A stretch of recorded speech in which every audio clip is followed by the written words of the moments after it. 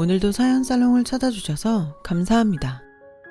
현재 의사로 일하고 있는 늦가기 새댁입니다. 말이 새댁이지 저는 사실 일 때문에 제대로 집안일은 돌보고 있지 못해요. 대신 마음씨 착한 남편이 집안일을 도맡아 해주고 있죠. 저는 친정 부모님이 안 계세요. 하지만 너무나도 소중한 분이 제 곁에 계시는데요. 저의 마음속 엄마인 그분은 바로 시어머니세요. 그분에게 저의 마음을 전하고 싶어 이렇게 사연을 보내게 되었어요. 알고 보니 시엄마가 이곳 애청자시더라고요. 저는 어릴 때부터 불우한 가정에서 자랐어요. 제가 기억하는 아빠는 항상 대낮에 술을 드셨어요. 그러니 초저녁엔 이미 만취가 되어 있는 날이 많았고요. 엄마가 퇴근 시간보다 조금이라도 늦으면 아빠는 엄마를 의심하며 거칠고 긴 싸움이 시작되었죠. 제 밑으로 8살 아래 남동생이 있었어요. 그렇다 보니 저는 불우한 가정에서 어린 동생을 챙겨야 했고 엄마와 아빠의 싸움이 있는 날에는 매일 폭풍이 잠잠해지길 숨죽여 기다려야 했어요. 빠른 친구들은 이미 사춘기도 오고 했을 시기인데 저는 상황이 이렇다 보니 사춘기가 뭔지도 모르고 지나갔고 친구들이 부모님이나 집에 불만이 있다며 투정을 부리는 모습을 보면 부럽다 못해 화가 났어요. 제 입장에서는 다 배부른 고민이었으니까요. 지금도 그 시절 기억에 남는 일을 꼽아보라면 TV 속에 보여지던 화목한 가정을 보면서 저건 인위로 만들어낸 거짓말이라며 울던 제 모습이 가장 먼저 떠올라요. 아마 저는 그 모습이 부럽고 셈이 나서 애써 부정하고 싶었던 거겠죠. 저에게 집은 보금자리도 아니고 저를 위한 장소도 아니었어요. 그래서 저는 어린 초등학생이었지만 결혼 같은 건 절대 하지 않겠다고 가슴속 깊이 다짐했어요. 남편이 아빠 같은 사람이 될까봐 무서웠거든요. 그리고 늘 혼자 일하며 절대 행복해 보이지 않던 엄마를 보며 나는 절대 저렇게 살지 말아야지 라고 생각할 수밖에 없었어요. 그저 저는 이등병이 제대하는 날을 기다리듯 악몽 같은 시간이 끝나기를 기다려야 했죠. 제가 중학교 3학년이 되던 어느 날 엄마는 저에게 이렇게 말씀하셨어요. 혜영아, 엄마는 이 집을 나갈 거야. 네 아빠하고는 도저히 가망이 없어. 그래서 하는 말인데 네 아빠가 나가더라도 너랑 네 동생 중 하나는 두고 가라고 난리를 쳐서 그래서 엄마는 어린 네 동생을 데리고 나가려고 해. 미안해. 저는 세상이 다 무너지는 것 같았어요. 은근 엄마와 아빠가 빨리 이혼을 했으면 좋겠다고 생각했지만 제가 아빠와 남게 될 거라고는 상상도 하지 못했거든요. 그래서 저는 울며 불며 싫다고 엄마에게 매달렸지만 이미 결정난 일에 소용이 없음이 느껴졌어요. 그래서 저는 진짜로 엄마가 동생만 데리고 나간다면 집을 나갈 생각을 했고 언제고 학교 가는 길에 나갈 수 있도록 준비를 해놨는데요. 그러던 어느 밤 잠이 올까 말까 하던 밤이었는데 엄마가 조용히 저에게 다가와 이렇게 말씀하시는 거예요. 혜영아, 옷 입어. 나가자. 엄마는 제가 매달리고 또 집을 나갈 계획이라는 것을 이미 눈치채셨는지 준비한 가방을 가지고 나가자고 하셨어요. 그렇게 저는 엄마와 동생과 함께 그 지긋지긋한 집에서 도망칠 수 있었고 비록 단칸방 신세에 아빠 때문에 이곳 저곳 전전하며 살아야 하는 떠돌이 생활이었지만 처음으로 마음 편히 두 발 쭉 뻗고 지낼 수 있는 날이었어요. 그렇게 저는 고2가 되었고 동생은 10살, 초등학교 3학년이 되었는데요. 어느 날부터인가 엄마의 기침 소리가 예사롭지 않게 들리기 시작하는 거예요. 처음엔 감기에 걸렸나 생각했는데 그 강도가 점점 더 심해져 불안한 마음까지 생겼어요. 그리고 청소를 하던 중 엄마의 약으로 보이는 무수한 알약이든 봉투를 보는 순간 저는 어떤 좋지 않은 예감이 들더라고요. 그렇게 제가 조금씩 무언가를 알아갈 즈음 엄마는 공장에서 일을 하다 쓰러져 병원에 실려가셨고 엄마가 폐암 말기라는 사실을 듣게 되었습니다. 엄마는 결혼 후 동생을 낳은 후부터 무능한 아빠를 대신해 제조 공장에 다니셨어요. 외할머니는 돌아가시기 전까지 엄마가 어릴 때부터 빈혈도 있고 호흡기가 좋지 않다며 공장 같은 곳에서 일을 하는 것이 걱정이라고 하셨는데요. 엄마의 병을 듣게 된 순간 외할머니의 그 말이 어찌나 머릿속을 맴돌았는지 몰라요. 그리고 의사 선생님으로부터 이미 엄마의 폐가 손을 쓸 수 없는 단계에 다른 장기에도 전이가 돼서 더 이상의 가망은 없다는 소리를 듣게 되었어요. 저와 남동생을 안타까운 눈으로 보던 의사 선생님은 쉽게 말이 나오지 않는지 한참을 망설이다가 마음의 준비를 하고 다른 어른들에게 빨리 알리라고 하셨는데 아무리 생각을 해도 달리 알릴 곳이 없더라고요. 저는 막막한 심정으로 엄마의 핸드폰에 연락처를 찾았어요. 그리고 채 10명도 저장되어 있지 않은 엄마의 핸드폰 속 연락처를 보게 되었고 그중 그래도 유일하게 친구로 보이는 내 친구 유미라는 이름이 보여 저는 떨리는 손으로 그 번호에 전화를 걸었어요. 여보세요? 수키니? 정말 수키야? 왜 그동안 연락이 없었어? 내가 얼마나 걱정했는데. 핸드폰 너머 들리는 낯선 아줌마의 목소리에 반가움과 걱정이 섞여 있었고 저는 떨리는 목소리로 이렇게 말했어요. 안녕하세요. 저는 정수키 씨 딸이에요. 뭐? 수키 딸? 네. 근데 지금 엄마가 좀 많이 안 좋아요. 의사 선생님은 다른 어른들에게 알려서 준비를 하라고 하시는데 저희는 연락할 곳이 없거든요. 알겠다. 더 말 안 해도 돼. 거기에 어디야? 엄마 친구 유미라는 분은 지방에 살고 계시다고 했지만 그날 저녁 바로 기차를 타고 병원으로 오셨어요. 그리고 숨 쉬는 것이 괴로워 거의 진통제에 취해 자고 있는 엄마의 손을 잡고 밤새 많은 눈물을 흘리셨는데요. 엄마는 그 다다음 날 딱 한 번 눈을 뜨시고는 그대로 하늘나라로 떠나셨어요.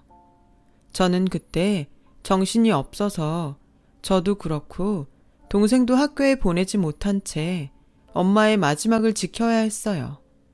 유미 아줌마의 도움으로 엄마의 빈소를 차리고 이미 엄마와 왕래를 하지 않던 외갓집 식구들을 부르며 난생 처음 상복을 입고 장례를 치르게 되었어요. 어머, 쟤들 어떡해? 딱하다. 그러게 어쩔 수 없이 그 술주정뱅이 지 아빠한테 보내야 하는 거 아니야? 그러고 보니 도통 보이지 않네. 이혼했잖아. 뭐하러 이혼한 남편을 장례식에 불러? 그럼 쟤들은 어떡해? 누가 데려다 줘? 아, 그리고 사망보험금 같은 건 안 나오나? 죽었잖아. 입에 겨우 풀칠하고 사는 것 같은데 보험은 무슨. 듣자 하니 여기 병원비도 아직 정산이 안 됐대. 어머 정말? 이러다 코 끼는 거 아니야? 어쩐지 오기가 싫더라. 조의금 들어온 거로 어떻게든 하려는 거 아닐까? 그러니까 우리는 상황 봐서 얼른 빠지자. 괜히 가족이라고 얼마씩 내라고 하면 어떡해.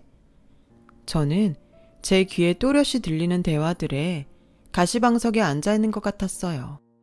게다가 동생이 그 말을 듣고 저에게 누나, 우리 이제 아빠랑 살아야 해?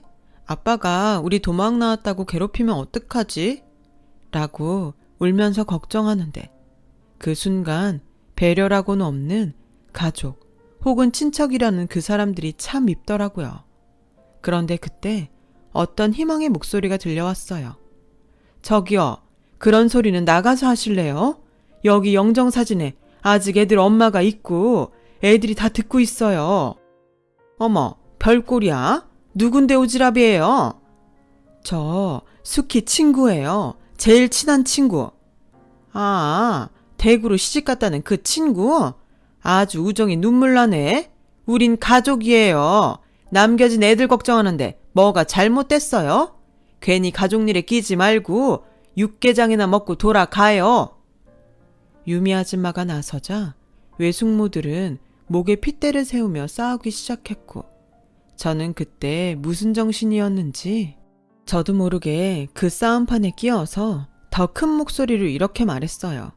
그만들 하세요. 저 외숙모들한테 절대 도와달라고 안 할게요. 그러니까 불쌍하다느니 아빠한테 보낸다느니 그런 말 하지 마시라고요. 어머, 쟤 지금 뭐래? 지 엄마 닮아서 아주 싹수가 노랗네. 야, 우린 어른으로서 그리고 가족으로서 네 남매를 걱정하는 거야. 아무리 네가 도움을 안 받겠다고 큰 소리 쳐도 니네들은 다 미성년자고 우리가 나서지 않으면 안 되는 게 있다고. 상황 봐서 내빼는 게 나서는 겁니까? 얘네들은 내가 알아서 해요. 내 친구 자식은 내 자식이기도 하니까. 아니, 타에는 좀 빠지라고요. 우리가 아무리 막 나가도 댁 같은 남한테 애들을 맡기겠어요? 당신이 어떤 사람인 줄 알고. 그쪽이 맡으실 거 아니면 가만 계시라는 소리예요. 적어도 전 댁같이 장례식장에 예의도 모르고 애들 가슴에 상처 주는 그런 사람은 아니니까. 아, 그러세요? 어머, 대단한 우정 나셨네. 그럼 우리는 빠질 테니까 알아서 해요. 단, 문제가 생겨도 우리 책임 아니니까 그것도 명심하고요. 외숙모들은 그렇게 말하고 잘 됐다는 듯 장례식장을 나가셨어요. 외숙모들이 나가자 삼촌들도 난처한 얼굴이었고, 그날 저녁부터 삼촌들의 모습은 보이지 않더라고요. 어쩔 수 없이 가족도 아닌 타인의 손에 발인이 진행되었죠. 저는 엄마를 낙골당에 모시고 당장 오늘부터 동생과 어째야 하나 고민할 수밖에 없었어요. 그때 외숙모가 말했듯 돈 문제도 걱정이었고요. 그래서 장례식 절차가 끝나는 대로 병원과 장례식장을 찾아가 사정을 좀 해볼까 용기를 냈는데, 들려온 대답이 저를 그 자리에서 얼게 만들었어요. 이미 계산 다 끝났는데? 그러니까 절차가 진행됐지. 그 사복 입고 말라서 머리 짧으신 분 계셨잖아, 왜? 여기 계속 계셨던 여자분 말이야. 그분이 다 결제하셨어. 유미 아줌마였어요. 저는 어떤 우정이면 이럴 수 있을까? 차마 일어난 현실인데도 믿을 수가 없었죠. 제가 동생을 데리고 집에 가려는 그때 유미 아줌마는 저에게 이렇게 말했어요. 혜영아, 내가 진짜 고민을 많이 했거든? 근데 이것밖에는 떠오르지가 않아. 너랑 네 동생 나랑 대구에 내려가서 같이 살지 않을래? 저는 대답이 선뜻 나오지 않았어요. 뜻밖의 말이기도 했고, 또 이렇게까지 신세를 져도 되나 염치가 없게 느껴졌거든요. 하지만 어떻게든 엄마를 잘 보내주신 이 은혜는 갖고 싶었죠. 이대로 헤어지면 그런 기회조차 쉽지 않겠다는 생각에 저는 고개를 끄덕였어요. 그리고 내심 속으로 이 아줌마는 부자인가? 그러니까 돈도 다 내주고 우리까지 같이 살자고 하는 게 아닐까? 라는 생각을 했습니다. 아줌마를 따라 집에 도착했을 때 차마 입을 다물지 못했어요. 아줌마는 상가 건물에 딸린 옥탑방에 살고 계셨어요. 살림살이를 봐도 전에 엄마와 살던 그 모습과 크게 다르지 않았고, 이런 집에 우리까지 신세를 지는 게 맞을까? 저는 당황했었죠. 저희 진짜 여기 있어도 돼요? 왜? 집이 너무 좁아서 그래? 아니, 그게 아줌마도 힘드신 것 같아서요. 아, 솔직히 아니라고는 말 못하는데 그래도 나랑 살자. 내가 니네 외숙모들한테 큰 소리 친 것도 있고 숙희 그 기집애 생각하면 내가 니들을 어떻게 모른 척해. 이건 비밀로 하려고 했는데 병원에서 딱 한 번 네 엄마 깼을 때 나한테 고맙다고 하더라. 내가 뭘 어쩔지 지가 어떻게 알고. 하여간 니네 엄마는 사람 다루는 데는 선수야, 선수. 에이, 아줌마가 마음이 약한 거죠. 아무리 친해도 누가 그래요. 나랑 네 엄마가 보통 친했는 줄 알아? 우린 대신 죽으라고 하면 기꺼이 죽을 만큼 치네. 저는 이해가 가지 않았어요. 세상에 그런 감정이 어떻게 존재할 수가 있죠? 사실 지금도 그때의 그 말을 떠올리면 소름이 끼칠 만큼 기분이 이상해요. 그 후 유미 아줌마는 저희 남매에게 엄마 같은 존재로 저희의 이모가 되어주셨습니다. 함께 지내면서 유미 이모한테도 이혼을 하고 하나밖에 없는 아들을 두고 나올 수밖에 없었던 사연이 있다는 걸 알게 되었어요. 진짜 내 친구지만 수키는 대단해. 어떻게 하나도 아니고 니네들 전부를 데리고 나올 수 있지? 난 하나 있는 것도 못 데리고 나왔는데.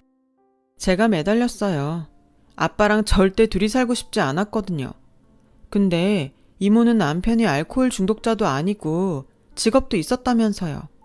아마 우리 엄마도 아빠가 그랬으면 그렇게 우리 둘을 다 데리고 나오지는 못했을 것 같아요. 아니, 네 엄마는 결국엔 니들을 다 데리고 왔을 거야. 걔 마음이 많이 약하거든. 나는 사실 니네 엄마랑 처음부터 좋지는 않았어. 내가 니네 엄마 많이 괴롭혔거든. 자기도 가난한 집 딸이면서 공부도 잘하고 성격도 바른 게 영 재수가 없었어. 이모도 어린 시절이 힘들었어요? 살기 싫을 만큼. 그래서 한 번은 학교 옥상으로 올라간 적이 있어. 우리 동네에서 가장 높은 건물이 우리 학교였거든. 근데 그렇게 내가 괴롭혔던 니네 엄마가 몸을 날려서 날 막더라. 살다 보면 좋은 날이 온다고. 지금은 어쩔 수 없는 터널이라고. 그때는 그냥 니네 엄마가 하는 말이 무슨 말인지도 모르겠고 그냥 짜증이 났는데 시간이 지나고 조금씩 내 사정이 좋아지니까 그때 잘못된 선택을 하지 않은 게 얼마나 다행인지 니네 엄마가 너무 고맙더라고. 그래서 그 뒤로는 가장 친한 친구가 됐어. 그냥 내 스스로 생명의 은인이다 라고 여겼지. 그렇게 한 3년인가 4년을 친자매처럼 붙어 다녔는데 내가 대구로 오게 되면서 헤어지게 됐어. 왜요? 집 나간 엄마가 같이 살자고 했거든. 니네 엄마는 밝고 공부도 잘하니까 금방 나 말고 좋은 친구들이 생길 거라고 생각했는데 그 뒤 니네 외갓집이 사정이 더 많이 안 좋아졌다고 하더라. 니네 엄마도 결혼한다는 말만 있고 연락이 없었어. 엄마의 불행은 그때부터였네요. 그러게 나도 사는 게 바쁘고 또 남편이랑 사이가 좋지 않아서 네 엄마가 얼마나 힘든지 알아볼 여유가 없었어. 그저 미안할 뿐이지. 그래서 그 미안한 마음 니들 남매 키우면서 갚으려니까 넌 아무 생각하지 말고 공부만 열심히 해. 너 공부는 좀 하니? 이모는 대뜸 저에게 그런 질문을 하고 심히 많이 궁금한 얼굴을 했어요. 저는 집안 형편 때문에 그 흔한 학원은 가지 못했지만 나름 머리가 좋다고 자부는 했었는데 최근 들어 학교에 못 갔으니 이걸 잘한다고 해야 될지 몰라서 대답을 못하고 있었죠. 저희 행동에 이모는 알았다는 듯 하며 지나가는데 은근 자존심이 상하더라고요.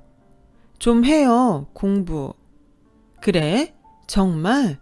그럼 넌 꿈이 뭐야? 의사요. 의사? 너 진짜 공부 잘하는구나. 좋았어. 앞으로 네 뒷바라지는 내가 할 테니까 네 동생 걱정하지 말고 넌 공부만 해. 조카딸 의사 한번 만들어 보자. 이모는 마치 신이 나는 듯 그렇게 옥상에서 큰 소리로 말했어요. 저희 엄마와 완전 다른 성격의 이모를 보면서 저는 처음으로 어른의 울타리에서 보호받는다는 느낌을 받았어요. 정말로 의사가 돼서 돈을 아주 많이 번다면 이모에게 가장 먼저 은혜를 갚겠다고 다짐하며 한눈 팔지 않고 오로지 공부에만 매달렸어요. 그 결과 저는 전학생인데도 불구하고 전교 1등을 했죠. 고3 수능을 보던 그해 높은 상위권 성적으로 서울대 의대에 합격했습니다. 이모는 남동생을 맡을 때니 저에게 서울로 올라가 아무런 걱정하지 말고 의사 공부를 하라고 또 저에게 모든 지원을 해주셨어요. 이모는 당시 식당 일을 하시고 또 집에서는 부업을 하시며 제대로 잠도 자지 못하는 생활을 하셨는데요. 대출까지 받아 저의 서울 집 보증금을 마련해 주시니 너무 감사한 마음이었죠. 이걸 내가 어떤 마음으로 살면서 어떻게 다 갚나 싶어 미안해서 눈물만 흘렸어요. 그래서 그 후 동생에게 늘 누나가 자리 잡으면 데리러 올 거야. 그때까지 이모 힘들게 하지 말고 누나가 데리러 올 때까지 공부 열심히 하고 있어. 라고 귀에 딱지가 앉을 정도로 매일 말했는데 동생도 눈치가 백단이라 저와 떨어져 지내는 동안 공부를 열심히 하며 이모가 힘들지 않게 집안일을 도맡아 했더라고요. 그렇게 저는 본격적으로 의사가 되기 위해 공부를 했어요. 대학 6년 장학금을 받기 위해 잠도 거의 자지 않고 공부를 했고 또 틈틈이 과외도 하면서 돈도 벌었죠. 그래서 레지던트와 전공의를 하게 되면서부터는 이모에게 경제적인 신세를 면할 수 있었습니다. 그러는 사이 남동생은 수능을 치르고 서울에 있는 대학에 합격하면서 저희 남매는 비로소 다시 함께 살 수 있었어요. 아, 내가 이참에 여기 일 다 정리하고 니네 따라 서울 갈까? 이모, 그러지 마. 거기 이모 친구들이랑 단골 손님 잔뜩 있는데 뭐하러. 나랑 수철이가 자주 갈게요. 우리한테는 이모가 엄마고 그 집이 우리 집이잖아. 알지만 내가 니네들 없이 허전해서 그렇지. 나도 자주 서울 올라갈 테니까 니네도 자주 와야 해. 공부 열심히 하고.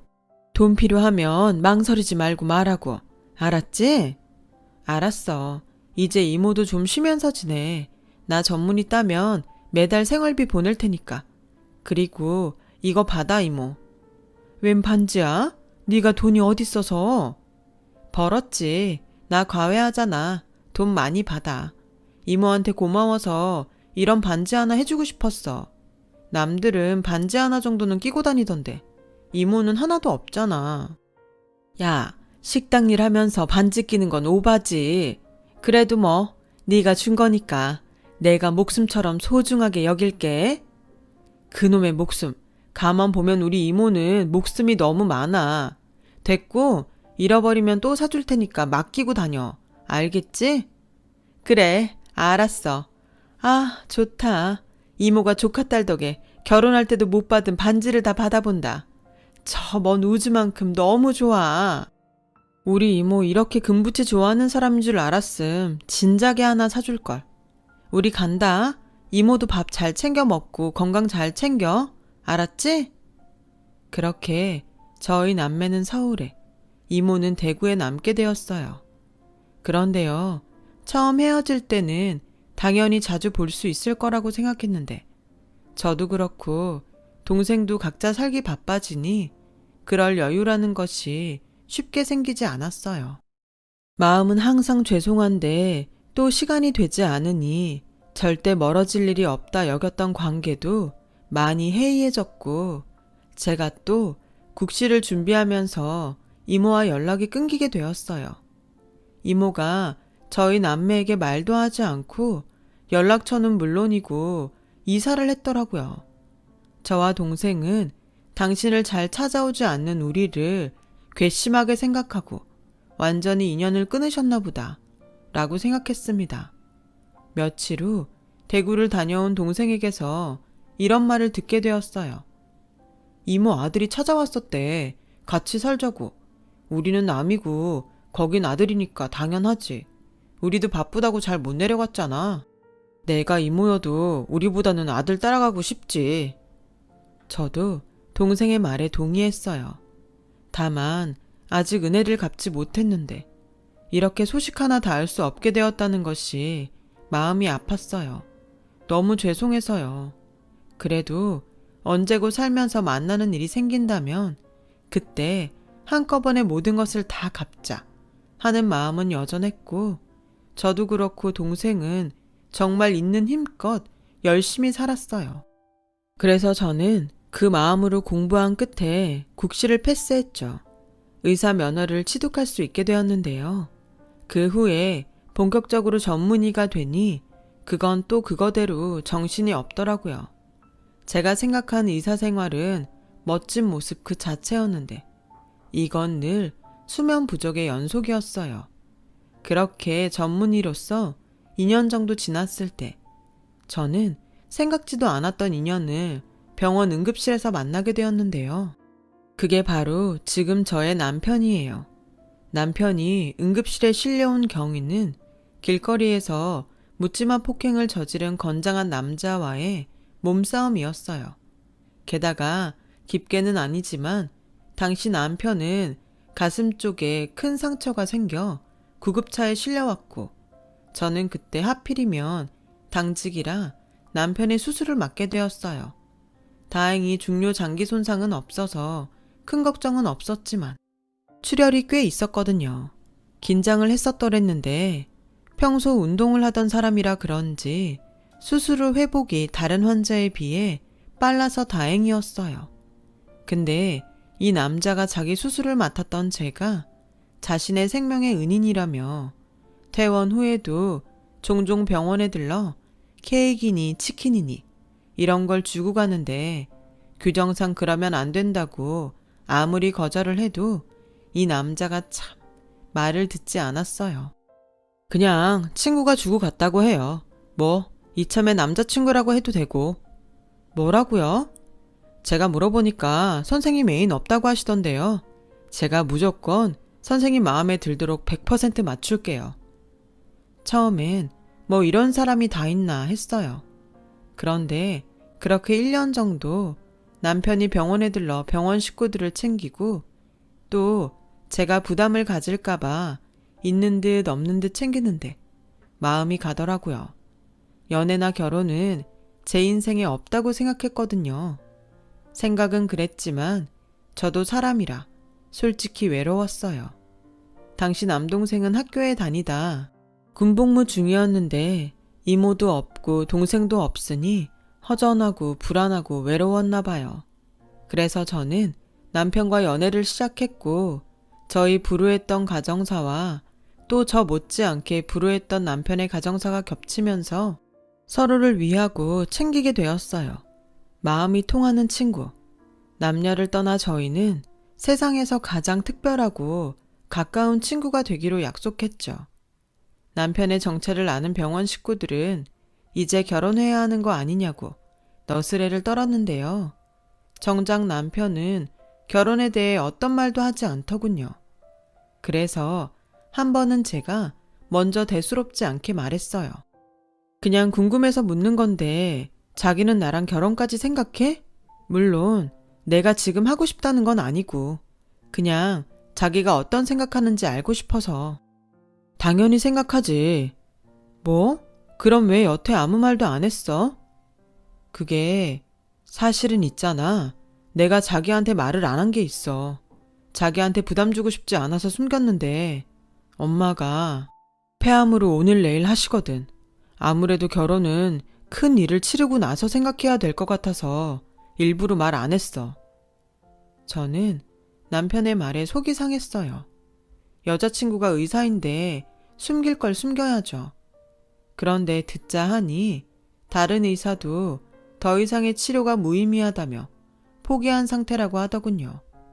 저에게 그 모든 것을 말하기엔 되지도 않을 것에 제가 미안해할 것 같아 본의 아니게 숨기게 되었다고 하더라고요. 나 어릴 때 아빠 손에 자랐다고 했잖아. 엄마가 늘 보고 싶었어. 그래서 성인이 되고 아빠가 절대로 안 된다고 했는데 수소문해서 엄마한테 갔다? 어색할 줄 알았는데 너무 좋더라고. 근데 이미 그때부터 엄마는 좀 안 좋으셨어. 자식인데 어떻게 내 손으로 고쳐드리겠다고 했는데 쉽지 않더라. 그래서 나 솔직히 일부러 자기한테 접근한 것도 있어. 자기가 나한테 도움이 좀 될까 하고. 근데 엄마는 계속 나빠지고 다른 의사분이 어렵다고 하니까 포기가 되더라. 아니, 엄마가 너무 힘들대. 이제 그만하고 싶대. 그래서 얼마 전에 지방에 있는 요양병원으로 옮겨드렸어. 나 불효자지? 저는 자책하는 남편을 제 작은 품에 꼭 안아줬어요. 이렇게 속 깊고 다정한 아들이 어딨냐고 남편을 위로했고, 병원 진료가 없던 날 남편을 따라 남편의 어머니를 뵈러 요양병원에 갔어요. 그리고 병실 문이 열리는 순간 저는 망치로 머리를 세게 얻어맞은 듯 충격을 받게 되었답니다. 가쁜 숨소리, 뼈가 보일 정도의 마른 상태, 그리고 한 번도 잊은 적이 없던 이모가 저 멀리 우주만큼 좋아했던 제가 사준 반지. 저는 남편의 어머니가 유미 이모라는 사실에 정말 놀랐고, 곧 한눈에 봐도 힘든 상황의 이모를 보며 그대로 평정심을 잃고 담당 의사를 만나야겠다고 흥분하며 말했어요. 자기야, 왜 그래? 전에 내가 말했는데 내가 우리 엄마 돌아가시고 엄마 친구분 손에 자랐다고 했잖아.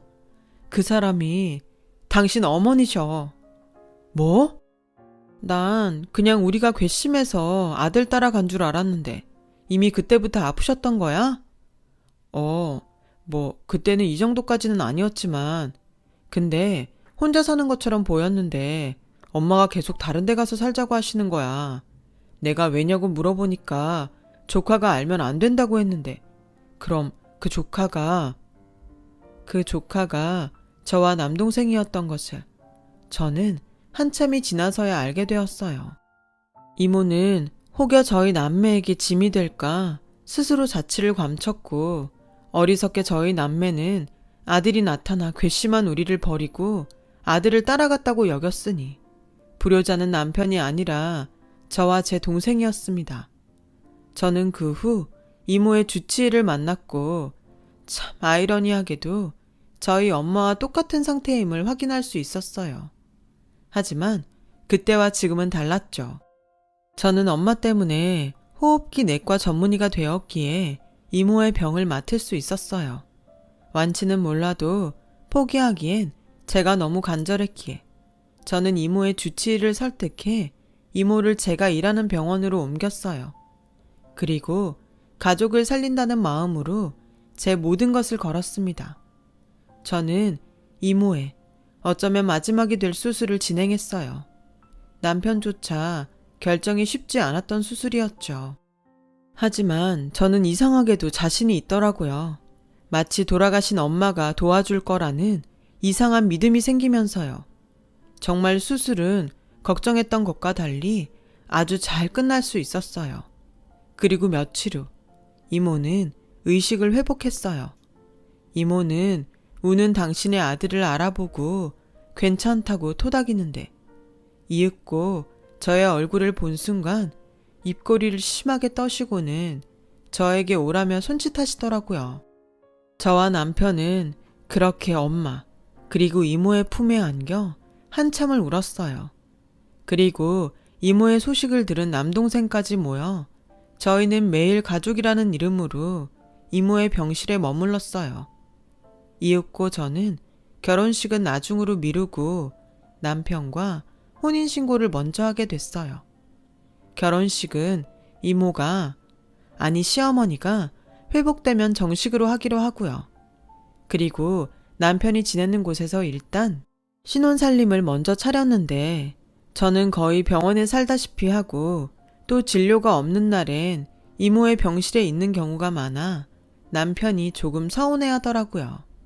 그래서 요즘은 집에도 종종 가고 또 남편에게 아내 노릇도 조금씩 해보려고 하는데, 솔직히 제가 다른 건 다 잘해도 살림은 영 소질이 없는 것 같아요. 괜찮아. 이모가 퇴원하면 이모가 다 맡아서 할게. 그리고 우리 종현이가 은근히 손이 야물어. 살림을 곧잘 하더라고. 난 뭐든 잘하는 사람이 하면 된다는 주의니까 너 절대로 스트레스 받지 마. 야, 나 같은 시어머니가 또 어디 있냐? 안 그래? 그러니까 이모 같은 시어머니가 어딨냐고. 병원에 나일론 환자라고 소문이 다 났어. 그러니까 얼른 퇴원하세요. 그리고 우리 예전처럼 같이 살자. 같이 살긴 니네 신혼인데 따로 살아야지. 너희 둘만 살아. 싫어. 난 이모, 아니 엄마랑 살 거야. 그동안 못한 거 다 하고 살 거야. 이미 내 목숨 네가 구했는데 난 너한테 넘치게 다 받았다. 이렇게 모녀가 돌아가면서 사람을 살리면 나는 어쩌라는 거냐? 어쩌긴 건강하게 오래오래 사시면 되지. 수철이도 이모 일이라고 하면 난리야. 우리 어머니 오래오래 사셔야겠어요. 그 효도 다 받으시려면. 이모는 제가 좋아하는 그 특유의 화통한 웃음소리를 내며 웃으셨어요. 지금 생각해보면 모든 것이 다 기적처럼 느껴져요. 제가 처음 이모에게 연락한 그날부터 남편을 만난 것까지. 어쩌면 신이라는 존재는 정말 있는 게 아닐까요? 그래서 불행하게 산 저와 남편을 이모라는 은인을 통해 맺어주신 게 아닐까? 저는 종종 생각하게 됩니다. 이모, 앞으로 오래오래 저와 그리고 우리 가족과 함께해요. 이모는 저에게 생명의 은인이라고 하지만 저의 생명의 은인은 이모예요. 평생 엄마처럼 따르고 효도할게요. 사랑합니다. 저 먼 우주만큼.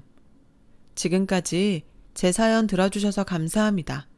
이모와 그리고 남편과 행복하게 살게요. 사연 들어주신 여러분들도 건강하고 행복하세요. 여러분, 사연 댓글에 응원과 현명한 조언 부탁드려요. 좋아요와 구독은 저에게 큰 힘이 됩니다. 오늘도 좋은 일 가득하세요.